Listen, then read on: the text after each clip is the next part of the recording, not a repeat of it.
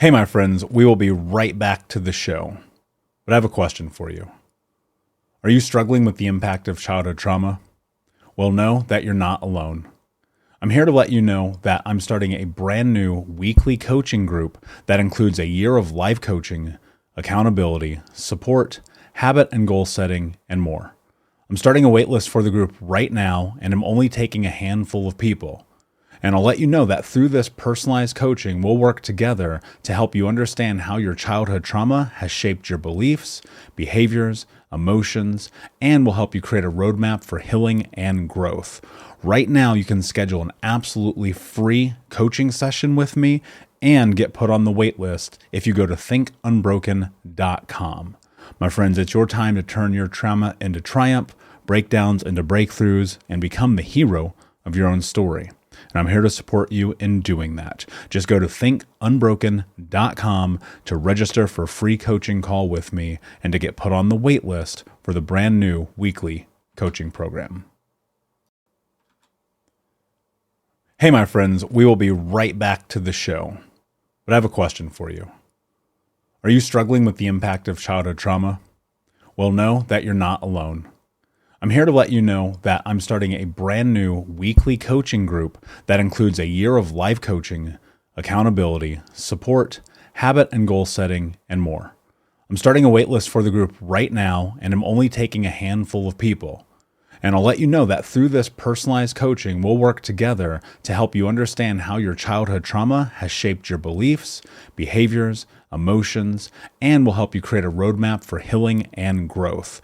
Right now, you can schedule an absolutely free coaching session with me and get put on the wait list if you go to thinkunbroken.com. My friends, it's your time to turn your trauma into triumph, breakdowns into breakthroughs, and become the hero of your own story. And I'm here to support you in doing that. Just go to thinkunbroken.com to register for a free coaching call with me and to get put on the wait list for the brand new weekly coaching program. You're listening to the Think Unbroken podcast, and I'm your host, Michael Unbroken. I'm an author, speaker, coach, and advocate for adult survivors of childhood trauma and abuse. In this podcast, you will learn how to transform your trauma into triumph, turn breakdowns into breakthroughs, and go from victim to being the hero of your own story. You can learn more at thinkunbrokenpodcast.com, and of course, check us out on Apple Podcasts and Spotify at Think Unbroken Podcast. Hey, what's up, Unbroken Nation? Hope you're doing well wherever you are in the world today. Very excited to be back with you with another episode of my guest, Sean Robinson, who is the author of Going Dry. Sean, my man, what is going on in your world today? Hey, Michael. Thank you very much for having me on your show. Excited to be here. And I actually just ran a 5K this morning, very outside my comfort zone, but it was something that I would challenge myself to do. And now I'm spending with my family. Nice. Love it, man. So much of our life is in the challenge. It's in the getting uncomfortable. It's in the space of growth that we find who we are by doing hard things. And, I think that for myself personally, that's been a huge part of my journey is like, how can I challenge myself to go deeper? Before we jump in and dive deeply into your story, I'm so curious. What's something about you that I would need to know to understand who you are?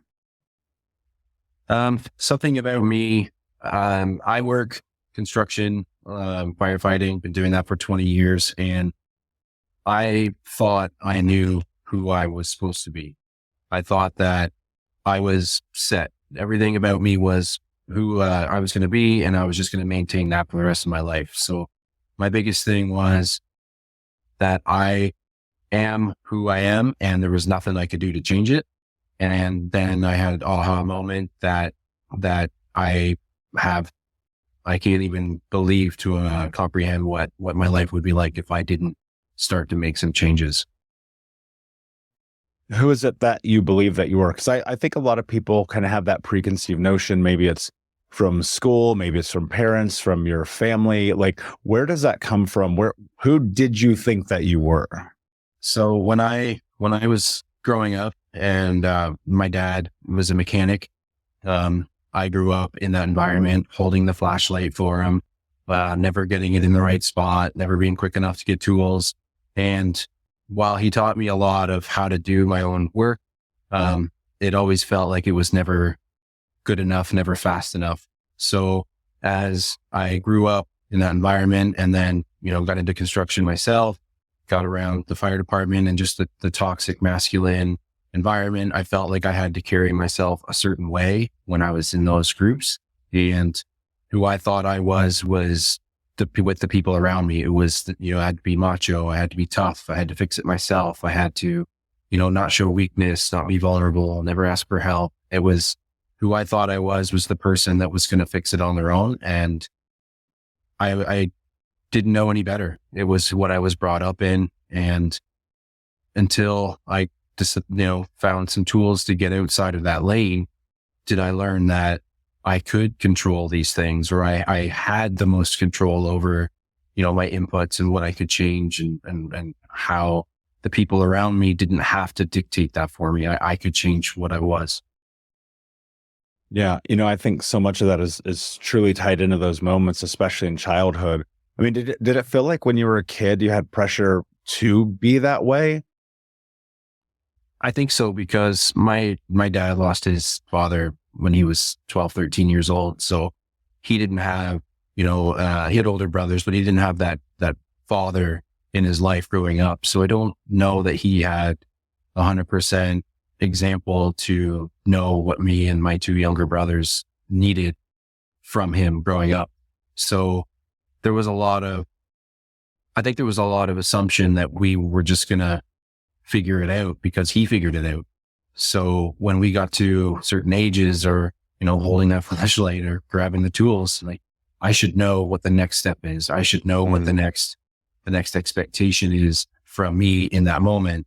And, I don't think he did it on purpose, but I definitely think without knowing about it, it was what I took from that situation was that, I had to figure it out, or I was going to get, the frustration of, in that example, the light being in the wrong spot, or the, bringing the wrong stuff to him.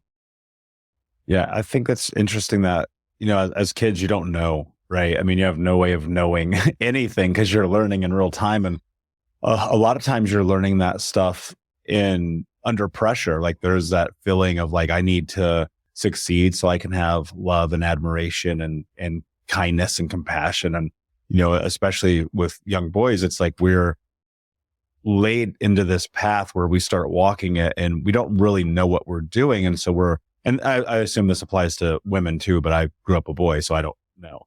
But I always felt like there was this framework of this is what it means to be a boy. This is what it means to be a man. And so much of that is just informed by the people that are in front of us. And what's interesting about the people who are in front of us, whether it's our fathers or our brothers or the guys we play sports with, is none of them know what they're doing either. Right. And so we get kind of trapped into this process of it's like, we all think we know what we're doing, but none of us actually know what we're doing. And to add to that, I just want to say the examples that we have set for us, if we don't know what we're doing, the people around us don't know what we're doing. When I grew up, my parents didn't know what they were doing, right? We figured it out as we go. They figured it out as they went. So when we grow up and we get to a point where we think, or I think I am who I am, it's because of all those examples that were set for me. And if those people, my parents and everyone else in my life, didn't know what they were doing, I was inputting all the wrong information. I was believing everything I was absorbing to be true. And all of my attitudes, all of my person was created from the wrong information. And to get to a point to start to change those inputs, like, obviously that's a hard transition to change everything that is about your person, to get rid of everything that you've learned to a point, to then make a decision for yourself to believe what you want to believe or change what you want to change. That was probably one of the harder things for me, was believing that the example I had was so wrong for so long. Mm. Yeah, I resonate with that a lot. And I feel, dude, I remember these moments being young and looking at what I thought were the role models as far as men are concerned in my life, and women as well, and just being like, something about this, it feels a little bit off, but I can't question it because I don't have any other data to support that there's something different that's plausible here.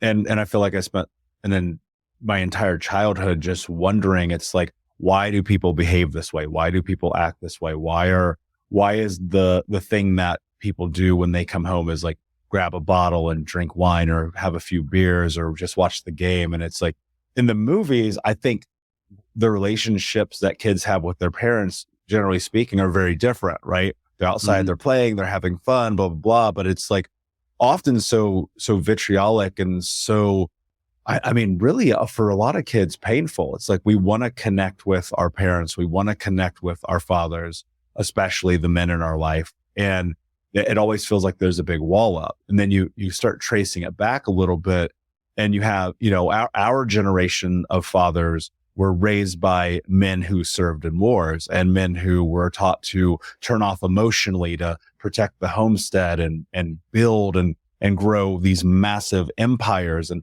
before them. And it's like, what's interesting about what I see changing in the world now, obviously having what I do with Think Unbroken and now working with thousands of people around the world, it's like we are stepping into I think emotional intelligence in a way that we never have before. And it's like newfound territory. This is like freaking walking on Mars, right? And so you're out here and you're trying to figure it out day by day. You said something really interesting at the beginning is like, you didn't know that you could, like it was so embedded and ingrained and implanted in you that this is like the boy to the teenager to the man that you had to become. When you reflect on that, are there any lessons, are there any moments that your father gave you that actually have really propelled you forward in life? Because I think a lot of times in these kind of conversations, people are like, yeah, my dad was like this, so I was just shut down and blah, blah, blah. But was there ever anything, where was the positive, where are the things that he brought to your life that still hold true today that inform who you are as a man? I think because he was so young when his father passed and he was very much fix it yourself. And like you said, that generation that just naturally had to do that anyways. My work ethic, he's given me such a great example of a work ethic. And, a lot of the things that I've done, I didn't become a mechanic because of that experience as a child. So, being an electrician and getting involved in different things, he's taught me how to be proud of my work and show up, be consistent, put the work in. And because that's his strongest suit was his work ethic. I've had to pick up other things, things I learned or dealt with as in our family environment. I've had to create my own habits, or I've had to fix what I didn't like growing up to what I'd like for my children and my relationship with my wife. What does that look like for you? What are some of those things? Well, when I grew up, as I mentioned, I have two younger brothers. So it was a very masculine household. My dad, who grew up this tough mechanic, fix it yourself, and then transposing that to me, my two brothers. My mom, she was there, but, very much had to be in with the boys. There was just that many. So, growing up with that masculine environment, we got what fathers, I think, give their boys. It's tougher. It's, just toughen up. Don't cry. Don't show emotion.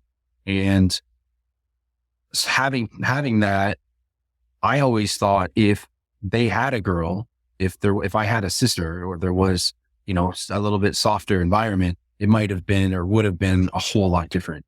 We would have probably grown up and not had it as tough from, the discipline and a lot of the drinking environments that I relate to now, and something that would have changed the way that my parents were to us, if there was a girl in the environment. It's tough when you don't have to have that soft side. And like, I have two young boys and then I have three kids, my two boys, and then I had a girl. So I thought this my whole life that, if there was a girl in the picture, it might soften it up a bit. And I saw that in myself because I was acting out. I found generational, the way that my example was, And part of my decision to make changes, I was doing to my kids what I had to me. I was getting aggravated. I was yelling. My patience level was zero. And having the two boys, it was like the environment I grew up in. It was tough. There was a lot of similarities.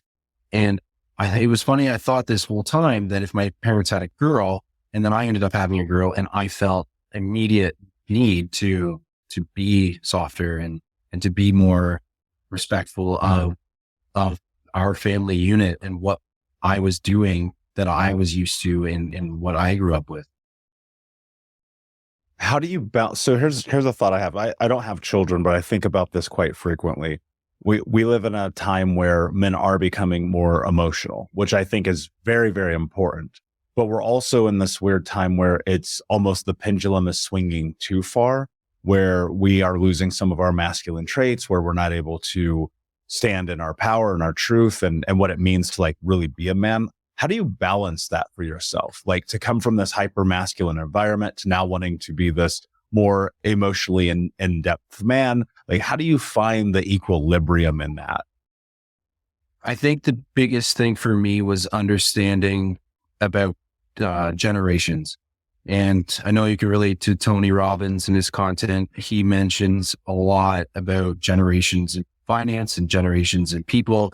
And when he talked about the fourth turning, I picked the book up, I read it, and learning about how generations and the phases of generations and how relating it to my parents, my generation, my kids' generation, we can't raise people in our generation. We have to adapt. I had to adapt from what I thought to be true about the way my family was brought up to the way I was brought up to the way I should bring up my kids in the same manner. And while it may seem like we're losing some of that masculinity, I think we're also getting stronger because we're handling it much better. We're talking about mental health. We're cognizant of the breaks we need or the resources we need. And the more we get that out there, yes, we move away a bit from the tough masculine environment, but we create different strengths, different things that speak to the next generation and the following generation. And just like the fourth turning and the cycles, I think, we create, it's a little bit less masculine, but I think that would create, a bit more masculine generation. We kind of adapt and deal with the moments that we're living in or what we've created. Yeah, that's a really interesting point. And that makes a lot of sense to me because I look at a lot of the tendencies like that I grew up with that are very either different or entirely removed from my life. I look at the same really being how my brothers raised their children, how my sister raised her kids.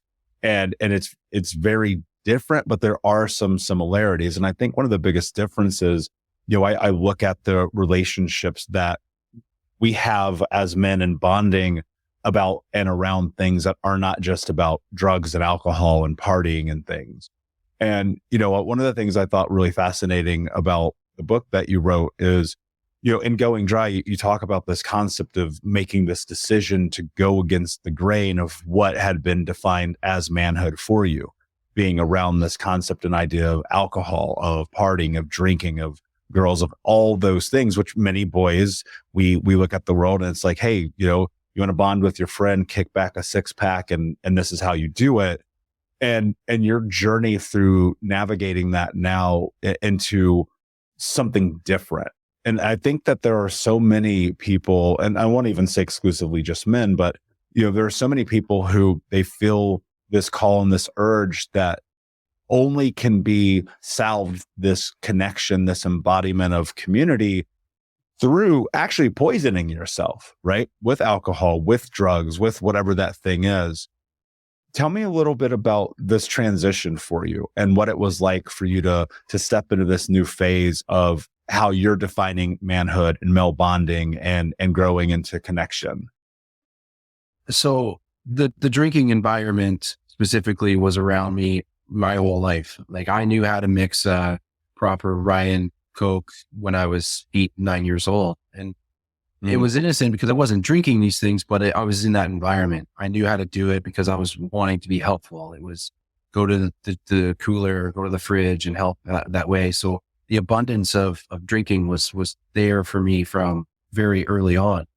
And it became a rite of passage, like I know it is, that once I got to a point, I was going to have my first drink with my dad, and we were going to do these things because alcohol and those dependencies are, we're celebrated that way. It's one thing to have that drink with your dad, and then for me to have that drink with my son, or like it is a generational thing from my experience. And then coming to the point where I created my own habits around drinking and an abundance.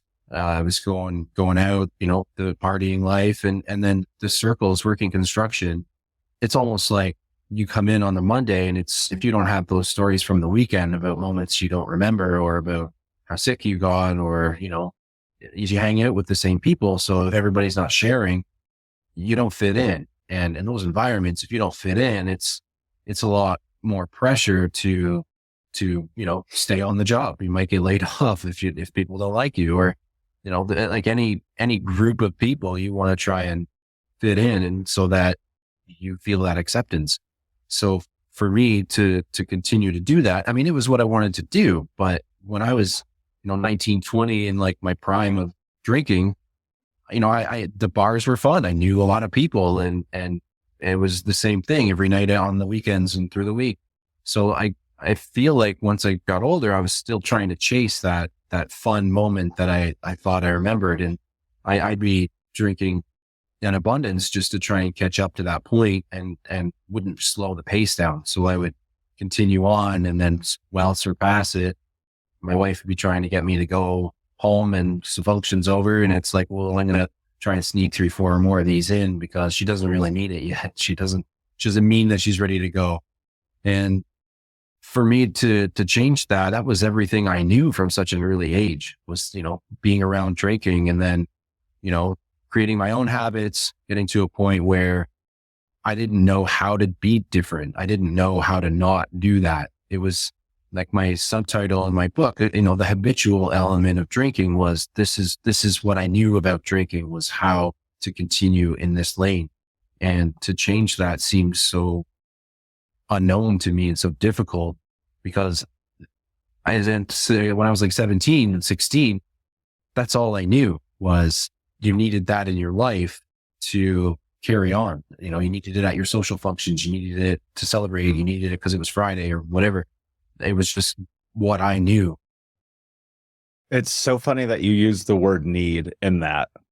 And I think that societally, especially in North America, and it's funny, I was listening to Dr. Jordan Peterson talking about, like, in Canada, like, of course you drink, it's freezing cold, there's nothing else to do, right? And so, I remember hearing him say that, and I thought that was really interesting, because they say the same thing about the Midwest here in America, or about the East Coast, or about the South, or about the UK, or about Mexico. And it's like, okay, wait a second. Maybe that's not actually factual. Maybe you don't need this. And I remember, it's funny, dude, because I also would make drinks for my grandmother when I was at her house as a kid, like 8, 9 years old. I took my first sip of beer when I was probably like 7, I bet. And obviously it was disgusting. I was 7 years old. And she was like, yeah, that's because this is for, and she let me try it. She's like, that's because this is for grownups. Right. I was like, okay, I can see that, right, in some capacity. I have kids, so please don't hold me to that. I'm sure I would change my mind. But I look at my teen years. I mean, I started drinking heavily at 13 years old, like after school, when we would go like camping, anything, like the guys, we would get together, ride our bike.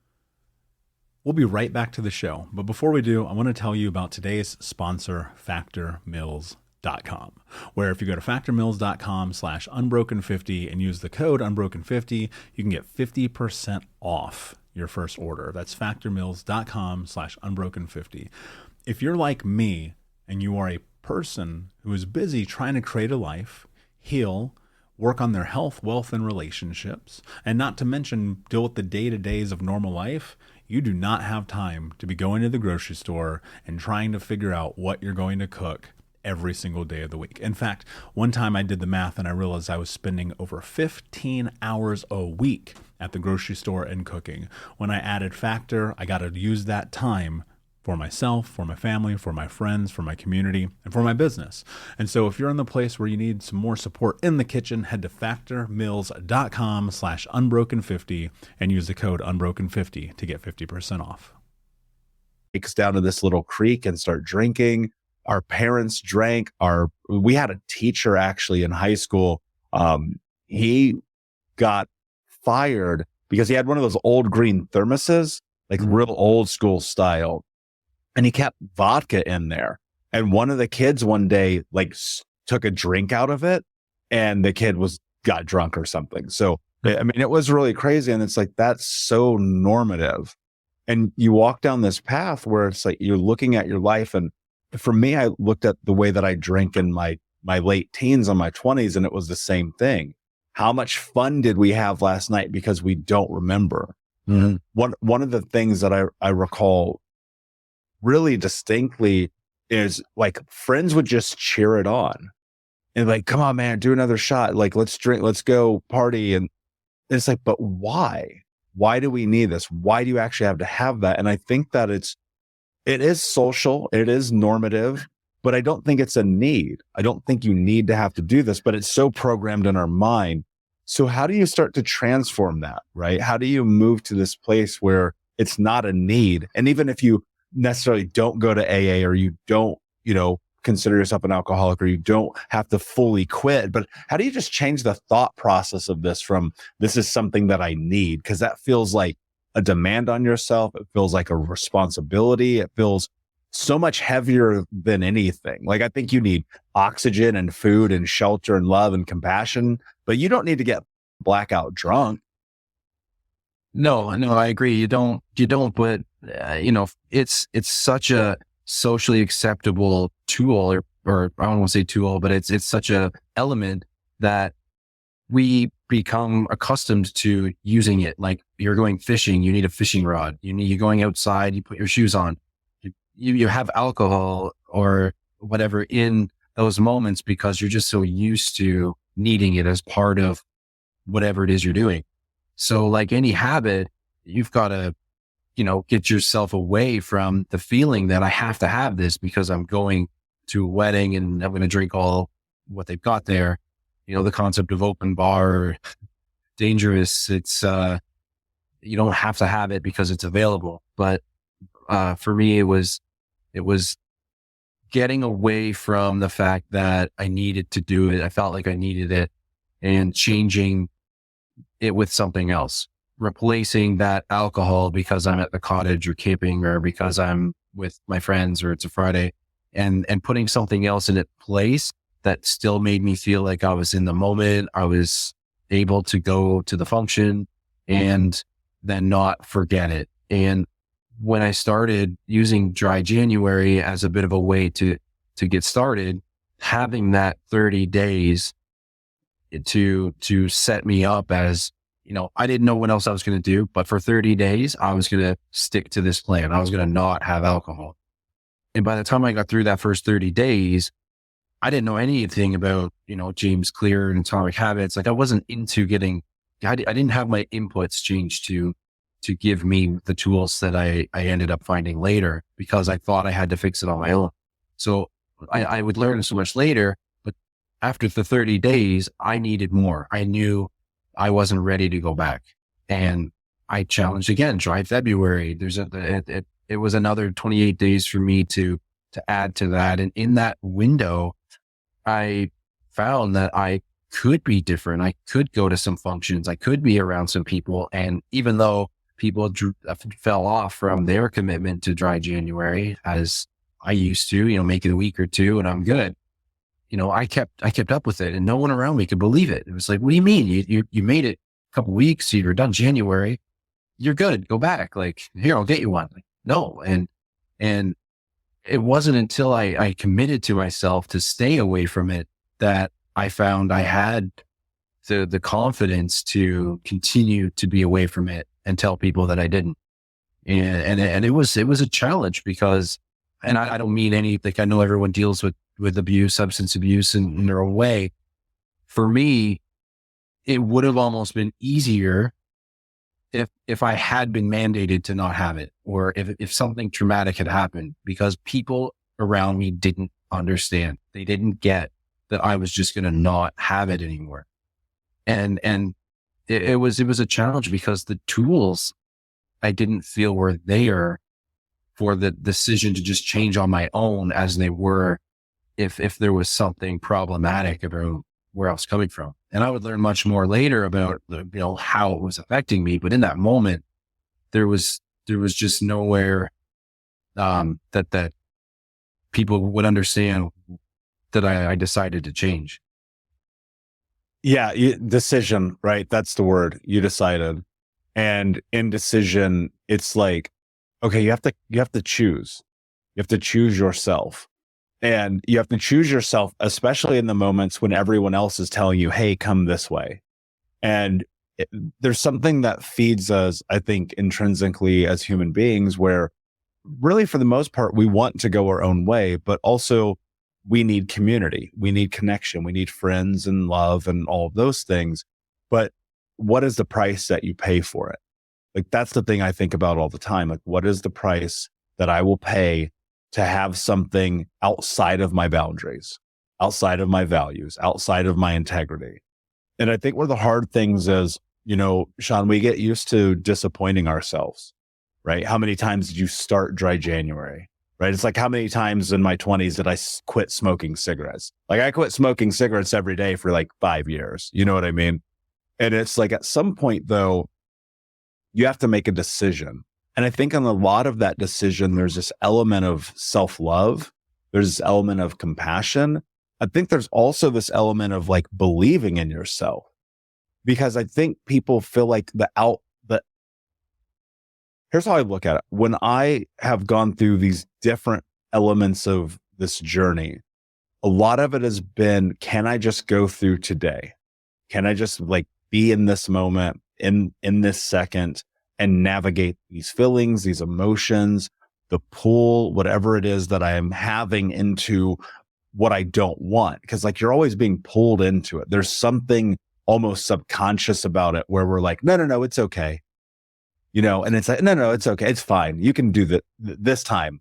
It's like, you can smoke crack this time. You can go to the strip club this time. You can, whatever that thing is, we all have a this time. How did you find discipline in this journey for yourself? Because that's the place where most people fall off. That's why dreams get shattered. That's why families get disrupted. That's why, we end up having a podcast like this, because it's like, I know that if we can share the real truth about this, because this is not easy, like we can create change. So what led you down the path of discipline in this way that it became substantial enough in your life that you decided to hold your commitment to yourself? I think what happened was everything, like always in my life, I was overweight, and it held me back in so many ways because I never had the confidence to try out for certain sports teams or to be involved or to go out places because I was overweight and just, not confident. So as I started to get towards the end of 2020, and I was 320 pounds and just felt absolutely miserable. I was negative. I tried everything to bring everybody down around me, looked for the negativity in other people, couldn't be happy for anybody, and was just feeling miserably, mentally, physically. Got to a point where I knew that I needed something to change. My relationship, we had just had my daughter. She was just a couple of months old, and the stress of just adding a third child to life was around us, and my actions were not helping. I felt stuck because nothing I felt like I had done before, even if it was just a half effort, it didn't fix it. It wasn't going to do it. So getting to a point where like I started journaling at the end of 2020, and journaling was like, I might better have have, taken my clothes off and went outside in front of the neighborhood. Like, it was so uncomfortable for me because I couldn't talk like to the people that work construction or the firefighters, like volunteer that I'm with. Like, we weren't talking about journaling because men didn't do that. Men weren't going to keep a diary, or little girls keep diaries, and all the abuse I would have taken from everyone around me if they found out this journal existed. And it just became a place for me to vent, right? I was going to outlet in this place where no one else was going to be able to judge me for it. And that became great for me for the resources I've learned since, like why, but like that was not something I'd ever done before. And it was almost like I was secretive about it. Like, I didn't even tell my wife right away that I was keeping this journal. And this journal became this book. It was me documenting this all along, that just, put this out there because that's what I went through. But deciding to change and be disciplined was finding myself that miserable and trying things I'd never tried before, deciding to do dry January and keep documenting it. It was something started to feel like it was working, and holding myself to the 30 days, aside from what everyone else around me was doing. And then the next 28 days, and then 100 days. And once I got to the 100 days, it was like, what if I did this for a year? So breaking it down into the smaller steps, the way that I did, and I know that there's literature that proved that, but that wasn't where I wasn't open to that at the time. Keeping those small goals helped me stay consistent, because it didn't seem like it was going to be a lifetime of not having something. It was, I'm only worried about this 30 days. I'm only worried about the next 30 days. And once I stacked those together, it became a lot more solid base for me to build on. Yeah, the nuance is everything, right? It's like, if you can just be in this moment, be in this day, and look at the potential. I think so many people make a mistake when they change their life and they look at all the things that they're losing, right? I'm going to lose my friendships. I'm going to lose watching the game. I'm going to lose this and that. But it's like, that's not really true, because you can still do those. And what I think is fascinating is when you make these decisions, you'll find out who your real friends are, like in a real way, like in a up way where you're like, yo, I thought you were my boy. You're not. Thought you were my homegirl. You're not. Right. But when you look at it through this window of potential and possibility, the thing that I always have come to find is, like, when I give something up, I gain something. I remember once I was talking with Grant Cardone, and he said, to get what you want in life, you have to give something up. And it's like, well, what do you want? Do you want better health? Do you want to lose 50 pounds? Do you want to have a better marriage and relationship with your kids? Do you want to have a better career? Do you want to be able to look in the mirror and feel proud about who you are as a human being? The answer is yes. Well, give up the thing that's your life up. And that's the hard part, because we get so comfortable in that, where we're like, nope, this is just my life. It sucks. I guess this is how it's going to be. If you were to give anybody just a single piece of advice to how to shift that mindset and look for possibility, what would you tell them? I would tell them that we don't know what we're doing. I would say that they're not unique because none of us know what we're doing. So that would help me point to some of the things that I've picked up since. And coming from all of our individual backgrounds and the things that we go through, coming to that realization that we need help, we need to open up to the resources.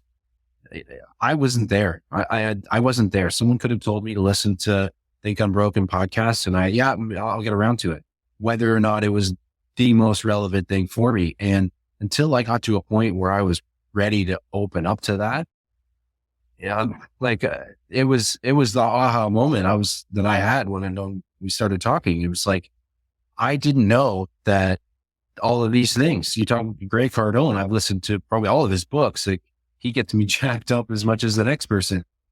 I think until you hear him and yourself and everyone say these things, we don't know. We don't realize, when I'm in my habit and routine of working construction and you're listening to the radio, you got to listen to the rock music and have it loud and do that all the time. We're not listening to these things because we're not talking about these things. And until we open up ourselves to, this content and this realm, we're missing the message.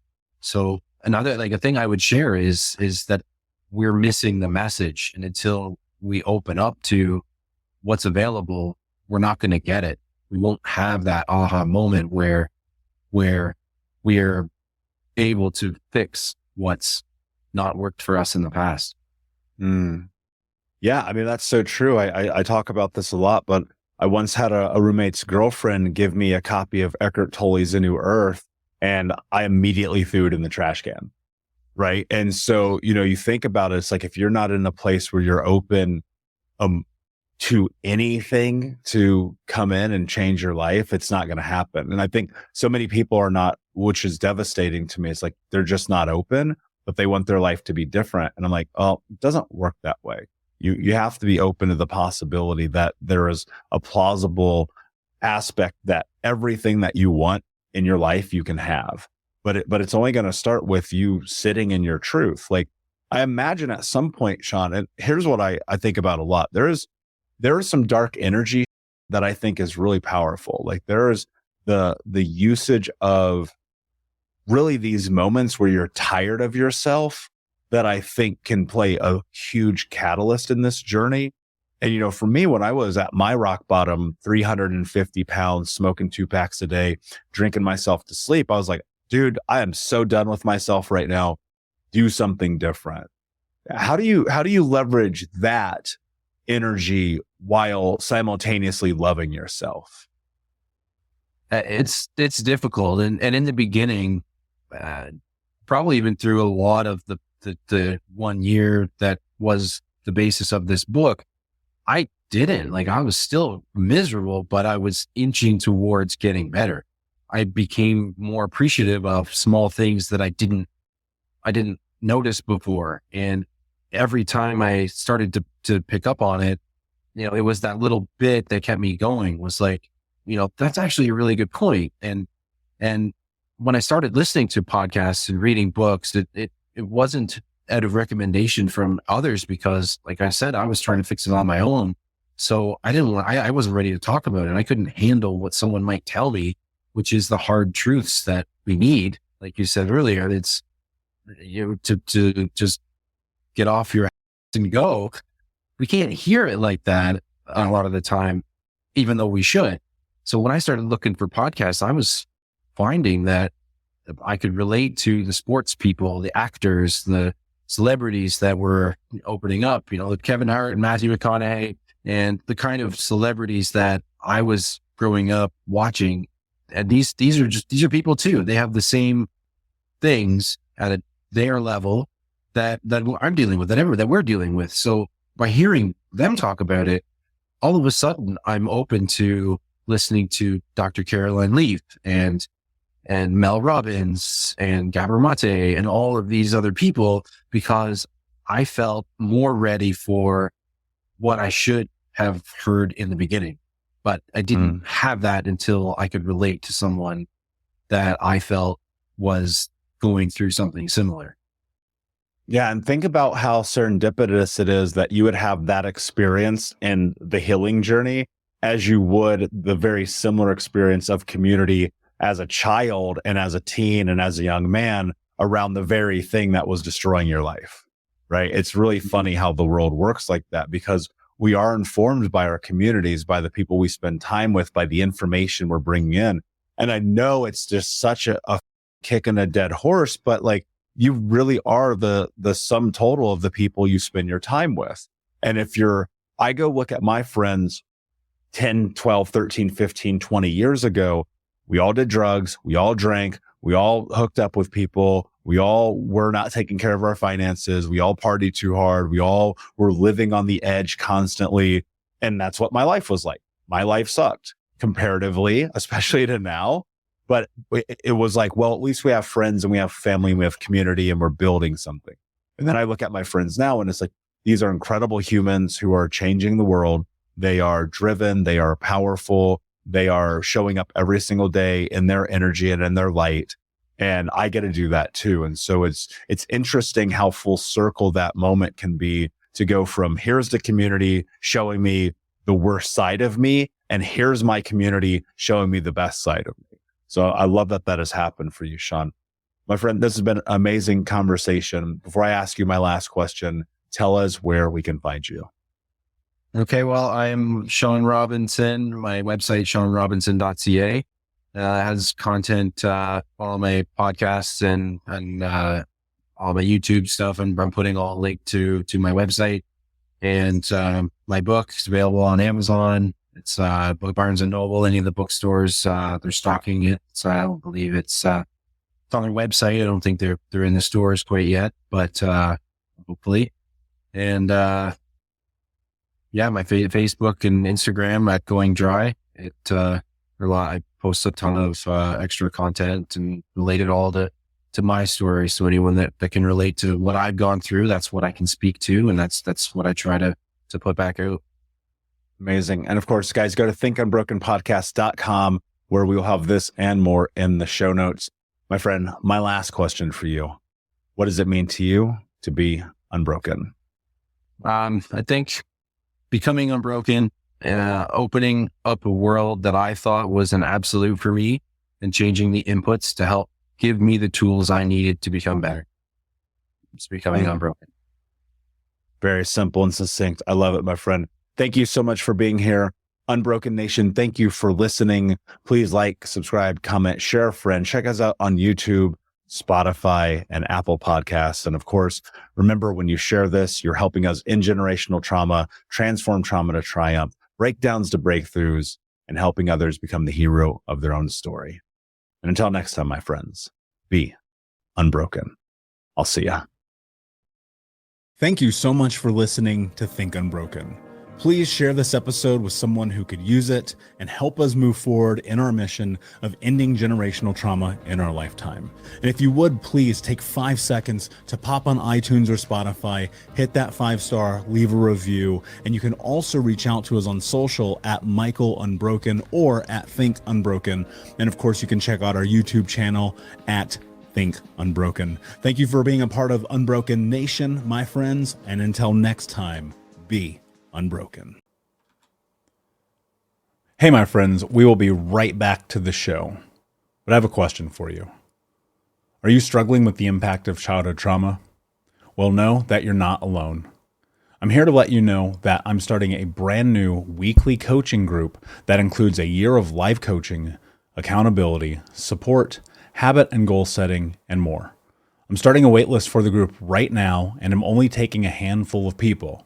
And I'll let you know that through this personalized coaching, we'll work together to help you understand how your childhood trauma has shaped your beliefs, behaviors, emotions, and will help you create a roadmap for healing and growth.